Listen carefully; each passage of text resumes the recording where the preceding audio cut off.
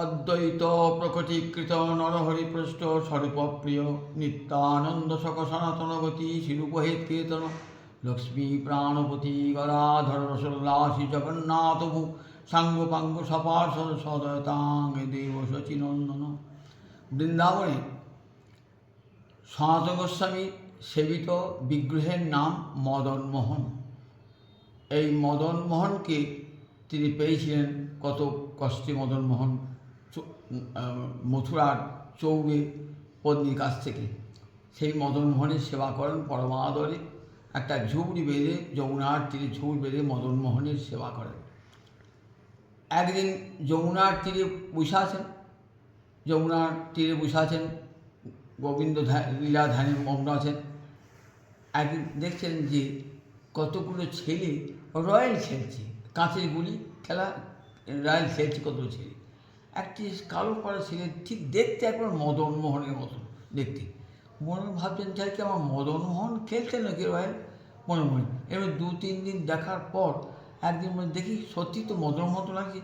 ছেলেকে যখন খেলা করে বাড়ি যাচ্ছে না, মদন সনাতন পিছন পিছন যাচ্ছেন। পিছন পিছন গিয়ে দেখছেন যে ছেলেগুলো সব চলে গেল দৌড়িয়ে।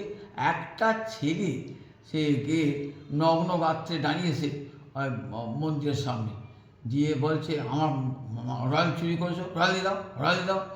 দিয়ে সনাতন গিয়ে বলছে যে হ্যাঁ কী হয়েছে রে? তা বলছে দেখো ওই মদনমোহন আমার রয়্যাল চুরি করেছে। বুড়া মদনমোহন রয়্যাল চুরি করে? হ্যাঁ চুরি করেছে, দেখো আমি যাবো না কিন্তু।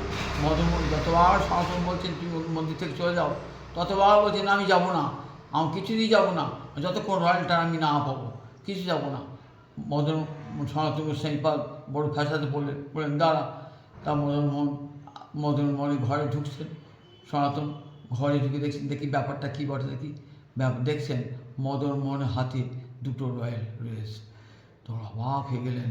মধ্যায় এতক্ষণ মদনমোহন যে খেলছিলেন, রয়্যাল 2টো এনে ছেলেটাকে দিলেন। হ্যাঁ, মদনমোহন হাসি মুখে দাঁড়িয়ে আছেন। রয়্যাল 2টি চুরি করে যেন অপরাধীর মতন। অবাক হয়ে সনাতন ভাবছেন আর মদনমোহন তোমার কী লীলা, আর এই ছেলেটির কী ভাগ্য যে মদনমোহনের সাথে রয়্যাল খেলেছেন।